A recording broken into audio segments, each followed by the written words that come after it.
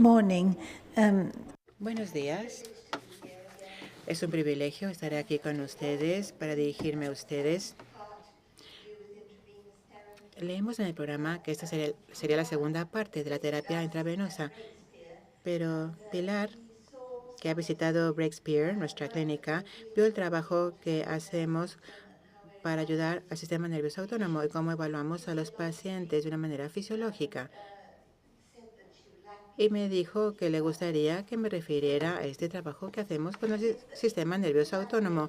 Sí que podemos hacer evaluaciones de los intoxicantes con test de laboratorio fuera del organismo. Y cuando atendemos a una persona, obviamente, podríamos ir a test de imagen.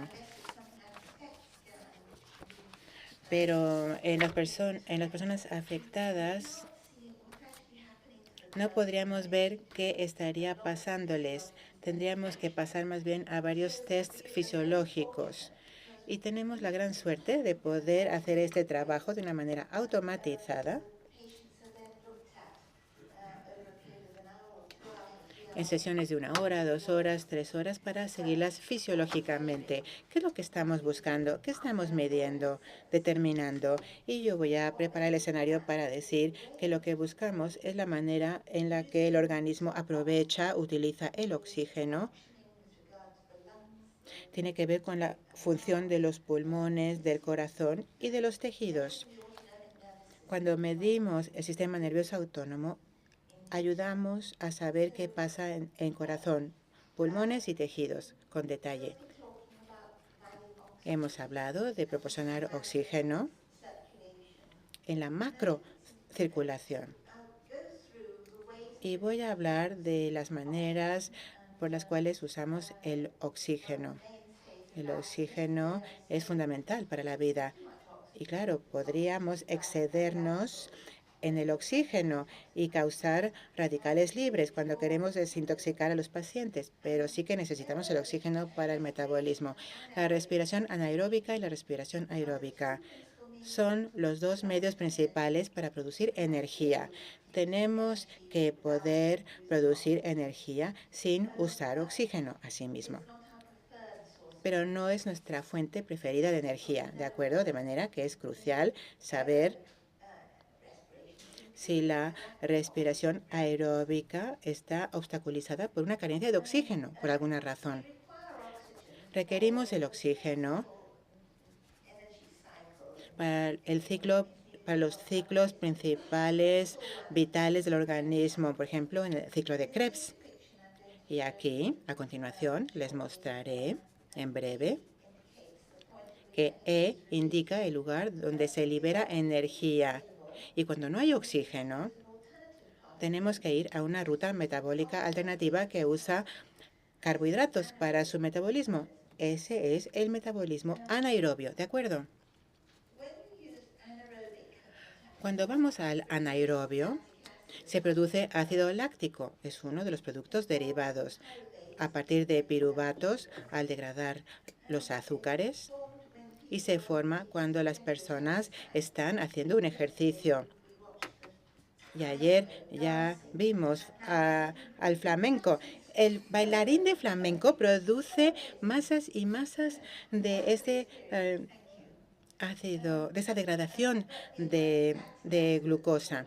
Y la cantidad de ácido láctico aumenta y se multiplica por 10 o 15 veces en las personas que se exceden en el ejercicio.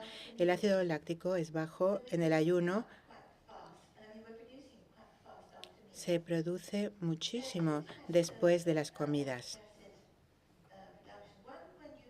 Tenemos dos tipos de producción de ácido láctico. Cuando no hay suficiente oxígeno, cuando estamos envenenados con dióxido de carbono, también en los casos de anemia, y también tenemos la metahemoglobinemia cuando estamos intoxicados. La hemoglobina dará valores anormales en el fracaso respiratorio, insuficiencia respiratoria, cuando hay mala perfusión, cuando hay problemas con la frecuencia respiratoria. Y el tipo B en la producción de ácido láctico cuando estamos intoxicados por diferentes intoxicantes como etanol, la penformina, el cianuro presente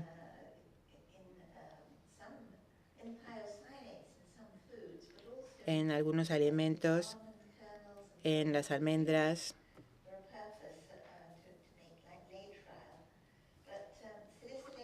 en el nitrilo, salicilatos en personas con diabetes, insuficiencia hepática, con enfermedades malignas y en algunas áreas metabólicas.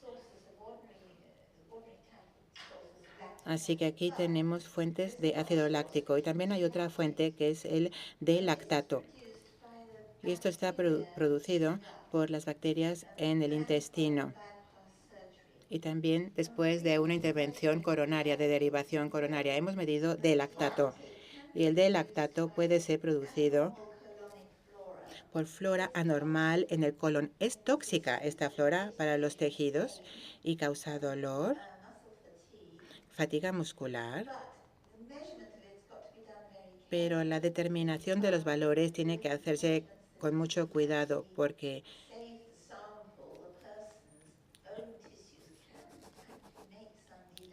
los tejidos de los pacientes pueden producir D-lactato.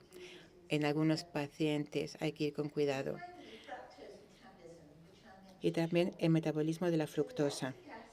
Así que el ácido láctico es un producto derivado de la glucólisis, viene del metabolismo de los carbohidratos y esto en condiciones anaerobias. Aquí tenemos el ciclo de Krebs. Dije que lo mostraría. Como saben, el alimento aquí, proteína, grasa, carbohidratos. Aquí seguimos hasta el ciclo de Krebs y aquí tenemos la ruta metabólica alternativa en la que estamos usando la degradación de carbohidratos para producir energía. Y aquí tenemos la ruta metabólica anaerobia y esta es la aerobia. Y esta es la que utiliza la grasa en gran medida, nuestra fuente favorita de energía. Es esta de aquí, donde tenemos E, donde leen E, ahí se libera energía. Algunos carbohidratos se convierten en grasa. Cuando hay un excedente de carbohidratos pasan a ser grasa y esta es la fuente favorita de energía en el ser humano. Si fuéramos plantas, podríamos usar los carbohidratos en todo momento, pero no somos plantas, ¿verdad? Somos animales. Convertimos el excedente de carbohidratos en grasa y así condensamos la energía en el interior de la grasa, puesto que la compactamos, porque si no, pareceríamos troncos enormes de árboles, enormes, de una gran circunferencia. Aquí tenemos el ciclo de Krebs.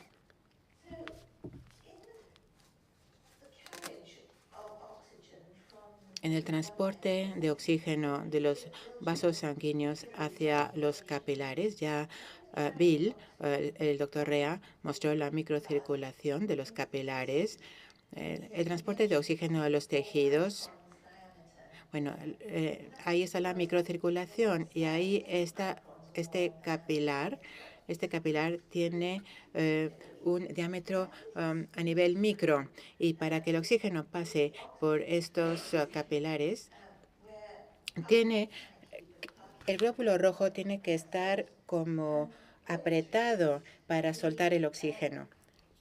Por eso pasa por estos capilares a nivel micro. Y el 2,3 BPG, bifosfoglicerato, permite la liberación de oxígeno y también puede ayudar en su transporte. A medida que se contraen los músculos, la presencia de ion hidrógeno en el músculo permite la separación del oxígeno de la hemoglobina. El ion hidrógeno en el músculo es muy importante y volveré a esto. Es la fuente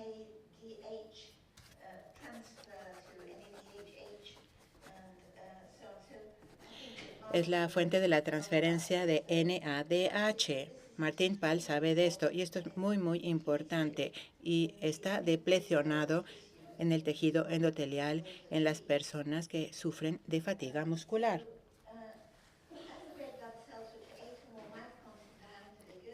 Estos glóbulos rojos, estos eritrocitos, tienen que retorcerse al pasar por estos capilares de micras de diámetro. Y también el ion hidrógeno de los músculos permitirá que el oxígeno también se separe de la hemoglobina. Una vez que han atravesado estos lugares, estas sustancias se dispersan en los tejidos y son aprovechadas. Ahí estas 2,3-BPG y 2,3-DPG, muy importantes en el transporte de oxígeno, ¿de acuerdo? Y cuando tenemos bajos niveles de BPG o la enzima es ineficiente y habría anoxia tisular, y si tenemos altos niveles de BPG, la anoxia tisular habría estado ahí durante mucho tiempo, así que BPG ayuda a saber qué es lo que le pasa al paciente. Podemos medir con facilidad el 2,3 BPG sin problema. Cuando la BPG mutasa da alto, reconocemos que el cuerpo ha necesitado el oxígeno durante mucho tiempo. Nos ayuda a saber que el paciente ha permanecido anóxico por algún tiempo. La glucosa, cuando se degrada para formar piruvato y lactato, esta sustancia, 1,3-bifosfoglicerato, está en la ruta metabólica y puede seguir formando el 3-fosfoglicerato directamente, pero si fuera desviado, formaría este otro, 2,3-bifosfoglicerato. Este va a aumentar sus niveles en las personas que están en entornos anóxicos cuando van a los Andes, donde hay menos oxígeno. A las cimas de los Himalayas habrá menos oxígeno, a menos que lleven su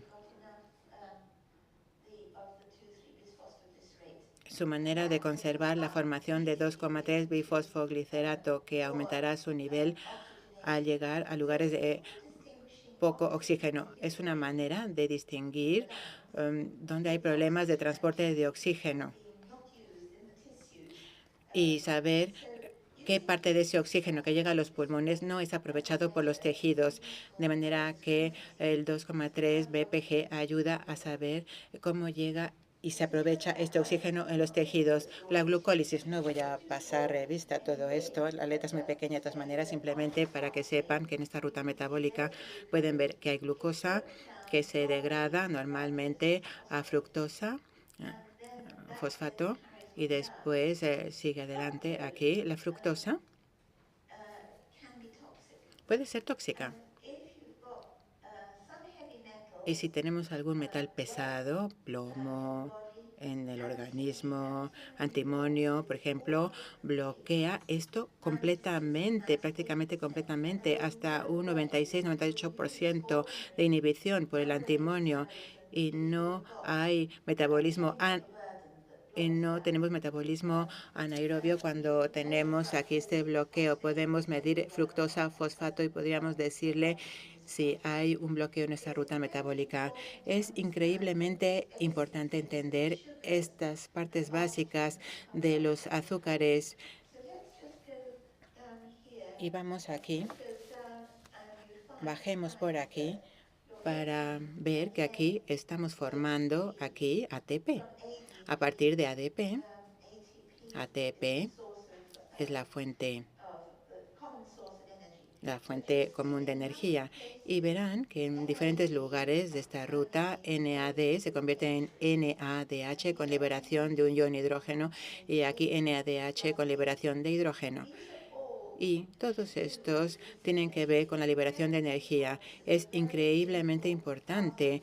Es una ruta que parece sencilla, ¿verdad? Y estamos liberando energía en todo momento aquí, en esta ruta. Y los iones hidrógeno son muy, muy importantes aquí. Aquí, para mostrarles cuál es esta ruta de derivación tipo bypass.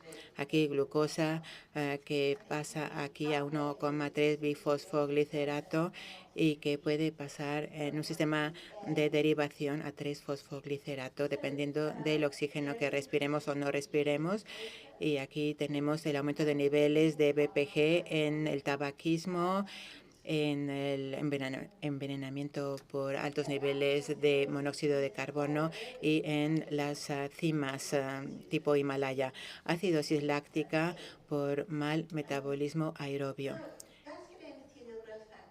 El VEGF también lo medimos en todo momento. Hace un par de años, en el Journal Scientific American hubo un trabajo publicado acerca de las mediciones en personas pacientes oncológicos. Cómo ayudar al paciente oncológico a que aproveche la farmacoterapia. En oncología el tejido canceroso tiene problemas con el oxígeno y aquí buscaban aportar más oxígeno al tejido al que querían hacer llegar la farmacoterapia para que ese tejido canceroso aprovechara el fármaco. Y necesitaban aportar más oxígeno a ese tejido. Podemos aprovechar estas dos determinaciones. No necesariamente tendremos que tener el equipamiento, pero sí podemos pedir que hagan estas determinaciones. Y si tuviéramos el equipamiento, obtendríamos más información. Los vasos sanguíneos, los capilares, pueden producir un tipo de yema para producir una circulación capilar adicional para asegurar que el oxígeno llegue a los tejidos. Cuando hay hipoxia tisular, esta hipoxia puede estimular la producción de VEGF. Los capilares producirían el factor de crecimiento vascular endotelial. Y la determinación de VEGF nos ayuda a saber si hay problemas para que llegue el oxígeno a los tejidos. Habremos medido VEGF en hasta 500 pacientes al día de hoy. Y ahora vamos a las mediciones fisiológicas que realizamos. Medimos el TCBG, el gas sanguíneo transcutáneo, y no es el PO2 o el PaCO2 que normalmente se mide en los dedos. De hecho, estamos midiendo a nivel tisular la circulación sanguínea capilar, esa microcirculación. El equilibrio entre el dióxido de carbono y el oxígeno en los tejidos es crucial para el buen funcionamiento. Altos niveles de dióxido de carbono llevarán a una acidosis, una hipercapnia en las células y llevar a fatiga. Bajos niveles de dióxido de carbono llevarán a una respuesta anómala en el tallo encefálico, hipocapnia. Y algunas personas tienden a ser hipóxicos funcionando en presencia de bajos niveles de oxígeno. Y tenemos aquí gases transcutáneos. Los medimos con dos métodos distintos. Lo podemos medir en la piel, por ejemplo. A través de la piel medimos. Y tenemos una copa de plástico que se fija a la piel y medimos así con el detector, con el sensor, los gases transcutáneos. Captamos cambios en pH y las propiedades magnéticas de la piel. Y aquí pueden ver lo que se está midiendo. Y esto, bueno, parece muy denso, pero bueno, de hecho en la parte superior tiene que ver con la frecuencia cardíaca, la tensión arterial. Y aquí pueden ver en la parte superior la frecuencia cardíaca, aquí la tensión arterial sistólica, la tensión arterial media, la diastólica, y aquí tienen los gases. Y de hecho, aquí tenemos el oxígeno aquí y el dióxido de carbono acá. Y le pedimos a la paciente que respire profundamente entre aquí y aquí. Aquí han respirado profundamente y aquí pueden ver de qué manera el oxígeno subió. De manera que el oxígeno normalmente debiera estar aquí en 62 o en 60. El dióxido de carbono debiera estar en 40. Y en esta persona, el dióxido de carbono, no lo pueden ver aquí, es 33, da para abajo. Y les mostraré lo que estamos mostrando en diferentes pacientes. De manera que aquí tenemos a una persona. Un momentito, por favor. Aquí esta es la respuesta normal a esta prueba de gas transcutáneo en una persona que tiene algún tipo de disfunción endotelial. Sabemos que hay un tipo de disfunción puesto que el dióxido de carbono da bajo. Aquí, este otro caso, aquí de nuevo tenemos a una persona que respira profundamente. ¿Y lo que pasa? Nada. De manera que esta persona puede respirar cuanto quieran y nada pasará con al oxígeno. No habrá ningún cambio tisular con respecto al oxígeno. Esta persona tiene un PCO2 de 62, tiene hipercapnia, y esto nos dice que los vasos sanguíneos en los tejidos no están funcionando. Hay una disfunción endotelial y podemos hacer muchas cosas mostrando diferentes aspectos de lo que podemos medir y cómo podemos tratar a las personas una vez que sepamos qué es lo que estamos buscando y qué es lo que vamos a tratar. Aquí tenemos a una persona cuyo oxígeno está aquí y el dióxido de carbono está aquí abajo del todo. El CO2 aquí 28, da 28 en la lectura.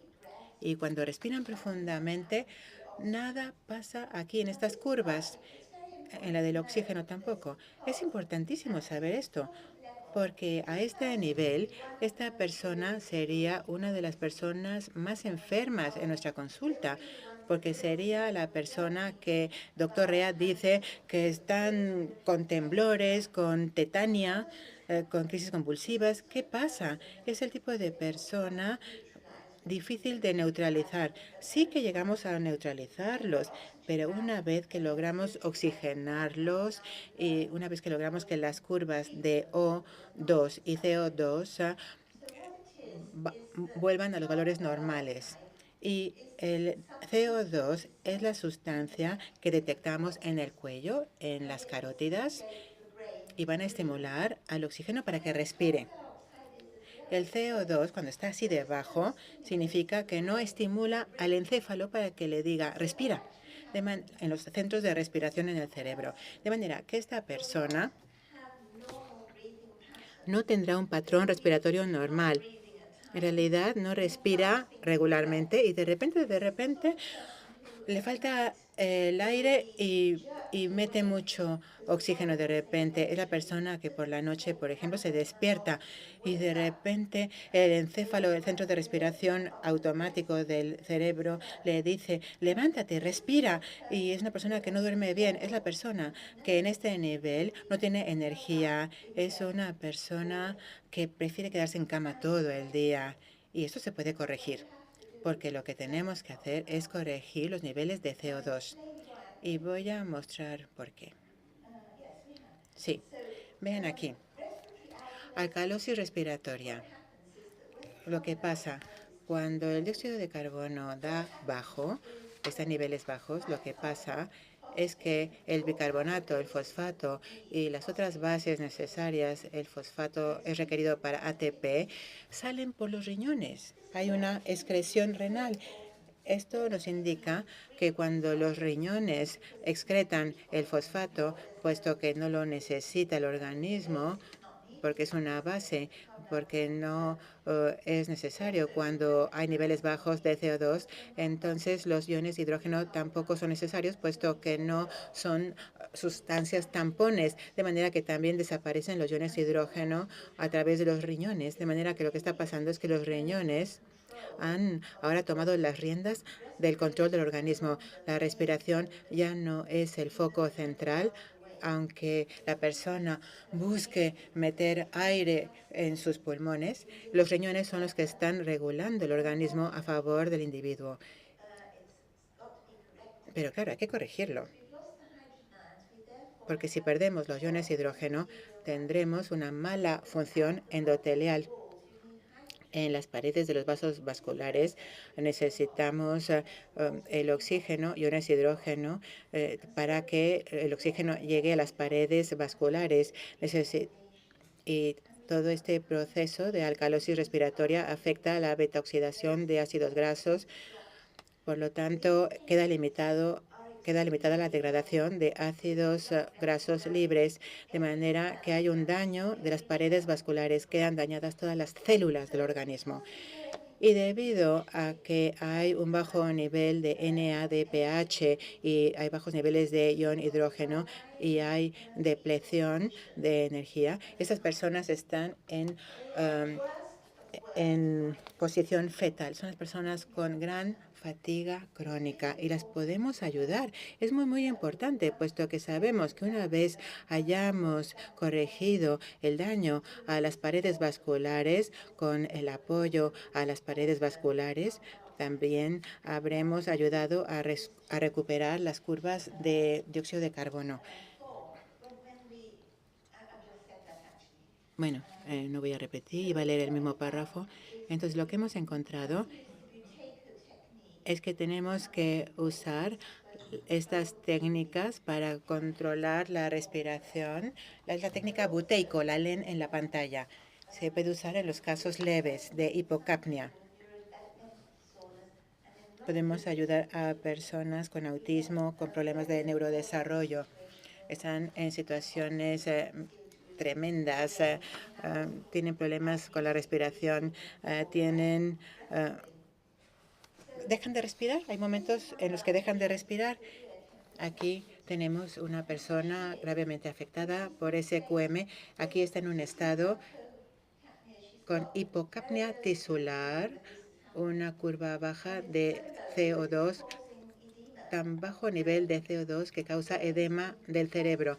El cerebro queda comprimido contra el hueso petroso.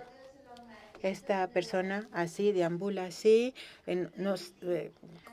está como tipo inconsciente, está muy invalidada. Y para ayudarla, tenemos que tratar sus niveles de CO2. Y entonces aquí lo que vamos a dar es a través de una mascarilla. Bueno, aquí ven cómo se muestra el síntoma de la disfunción endotelial. Aquí para que vean lo que está pasando. Aquí ven la ilustración de la regulación de O2 y CO2. Aquí tenemos la excreción de CO2 por los pulmones. Y cuando el CO2 está en bajos niveles, vamos a tener que se facilita la anhidrasa carbónica y el ion hidrógeno es excretado en la forma de HCO3. Queda alterada la regulación renal. Durante un mes le daremos una mascarilla y esta mascarilla tiene un espacio muerto para que ella pueda volver a respirar el dióxido de carbono. Y también le daremos el oxígeno cuando sea necesario.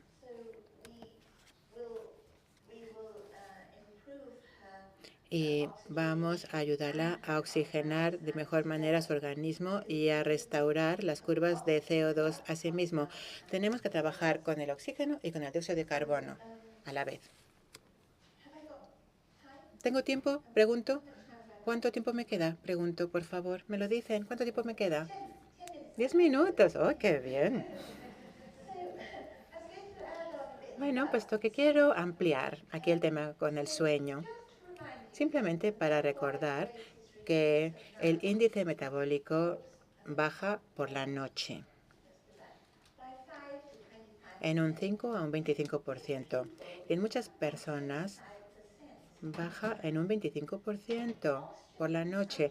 El consumo de oxígeno, la frecuencia cardíaca y la temperatura del organismo van a bajar en las primeras horas del sueño. ¿Qué pasa con una persona que tiene hipoxemia?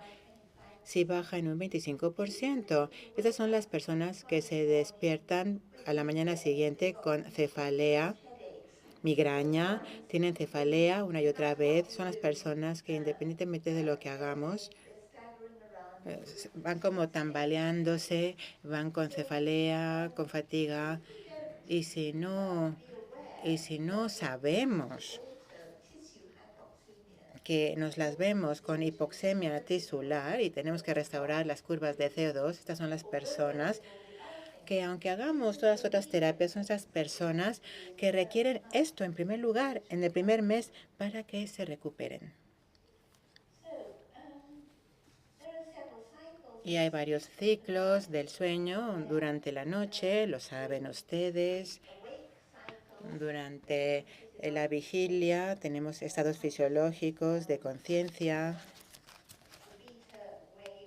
las ondas beta, y luego tenemos la etapa 1 de sueño, ondas alfa de 9 a 13 hercios, y después tenemos estos usos del sueño en la primera fase del verdadero sueño, y después tenemos el sueño lento, profundo, donde vamos a la etapa 3.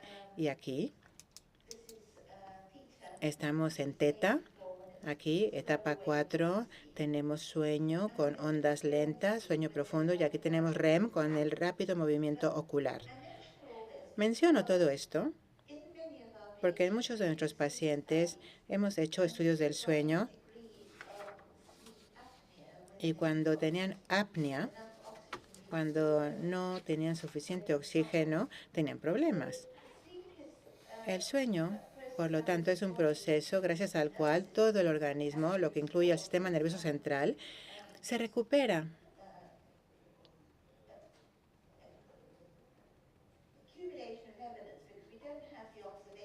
Y esto se basa en la acumulación de la evidencia, mucho más que en la observación crítica de una sola ocasión. La hormona de crecimiento se libera principalmente por la noche en asociación con las ondas lentas en el sueño.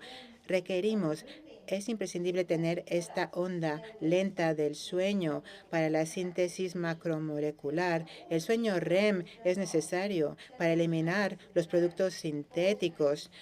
Necesitamos esta onda lenta en el sueño para mantener las conexiones sinápticas. De manera, cuando tenemos problemas del sueño, las personas que se despiertan una y otra vez porque los estados supraadrenérgicos los estimulan demasiado y los despiertan, es ahí donde tenemos que hacer algo al respecto.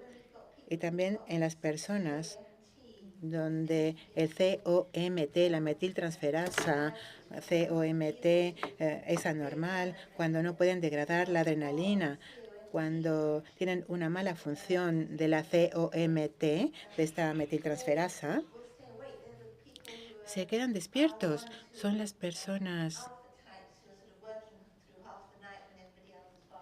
que se quedan a trabajar hasta muy tarde por la noche, hasta altas horas de la madrugada, mientras los demás duermen, de manera que tenemos que restaurar estos niveles y que vuelvan a dormir. Y la restauración del sueño es muy importante.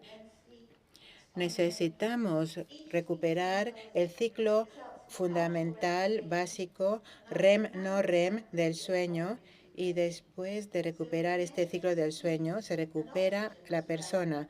Trabajando con las curvas de O2 y de CO2 durante el sueño también es muy importante. La apnea, por ejemplo, aquí da lugar a todo esto, problemas de concentración, depresión, se levantan sin haber descansado, accidentes de carretera, algo muy frecuente en las personas con apnea, problemas neuroconductuales con la hipoapnea. es una apnea de baja intensidad, es frecuente en nuestros afectados por SQM. Hay algo que envenena al cerebro y tienen hipopnea. Tenemos que recuperar sus ritmos de sueño y tenemos que hacerlo de varias maneras. Y les podemos dar oxígeno por la noche y marcará la diferencia en muchas ocasiones. En el caso de apnea marginal, cuando se despiertan con frecuencia, tendrán la fatiga temprano por la mañana y la narcolepsia también. Se quedan dormidos durante el día y podrían confundir el que se queden dormidos durante el día, podrían llevar a confusión con lo que sería apnea del sueño. En el caso de la apnea del sueño, hay somnolencia durante el día. Los que tienen una circunferencia del cuello que va más allá de 17 pulgadas son personas que tienen apnea del sueño. Son personas que no respiran adecuadamente, van por ciclos, no respiran, de repente respiran, luego no respiran y se les engrosa el cuello. Las personas con diabetes también y otras enfermedades. Esto para diferenciar entre narcolepsia y la apnea del sueño. CSA. Los centros que controlan la respiración están en el tallo encefálico. Cuando medimos nuestros patrones del sistema nervioso autónomo en nuestros pacientes, podemos realizar los estudios del sueño al mismo tiempo. Y vaya cantidad de información viene a nosotros. De manera que en el caso de apnea del sueño, los niveles de CO2 suben, se reduce la oxigenación y eso lleva a la fatiga. Y nosotros realizamos estudios poligráficos con un termistor nasal y también con electroencefalograma continuo, también electrocardiogramas y electromiogramas simultáneamente en este estudio poligráfico. Aquí tenemos un ejemplo de ello, de apnea durante el sueño de onda lenta. Cuando se despierta el paciente, lo que interrumpe el sueño, lo ven aquí abajo. Aquí tenemos apnea. Y la persona se despierta. Estaría dormida y se despertaría cuando la apnea es peligrosa. Las células no se recuperan, no restauran su metabolismo habitual. Aquí, en los vasos sanguíneos, les he hablado de los vasos sanguíneos con respecto a la distribución de los gases. ¿Y qué podemos decir de la congestión en el sistema vascular? La coagulación, por ejemplo, con respecto a la perfusión.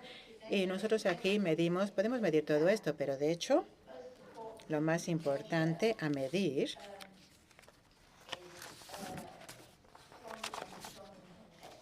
son estos complejos de trombina, protrombina. La fibrina puede quedar depositada dentro de los capilares y muchos patógenos van a activar el sistema inmune, lo que incluye a los virus, bacterias, hongos. Todos estos aquí vemos a muchas personas con Borrelia, a muchas personas con Epstein-Barr y otros virus. Y hay anaerobios. Estos patógenos son anaerobios. Y lo que hacen es que producen anoxia. La fibrina depositada a su alrededor les ayuda a sobrevivir y, de hecho, tienen estos biofilms, estas películas que les ayudan a sobrevivir, a agarrarse a los tejidos, y hay que romper estas películas que envuelven y protegen a estos patógenos. Y también tenemos complejos cargados de metales pesados, toxinas exógenas, alérgenos, y el traumatismo también puede activar el sistema inmune y algunos producen complejos inmunes. Y ayer Daniel habló de la inmunotoxicidad. Esta diapositiva tiene que ver con la inmunotoxicidad. De manera que podemos también ir a estudios de coagulación. Son caros, son costosos. Y lo que hacemos, bueno, no medimos todo, pero sí seleccionamos. Por ejemplo, medimos TAT. Si nos dijeran, ¿qué vas a medir? Pues el complejo trombina-antitrombina, que dan alto en muchos que tienen fatiga muscular y sensibilidad crónica. Y cuando los tratamos, bajan los niveles. De manera que así he dado un repaso a todo lo que tiene que ver con la oxigenación, niveles CO2, sistema nervioso autónomo, ácido láctico, la inmunotoxicidad. Y me disculpo, puesto que, bueno, he ido dando un poquito de saltos por aquí o por allá, pero es muy importante todo esto para tratar de una manera holística al individuo. Muchas gracias por su atención.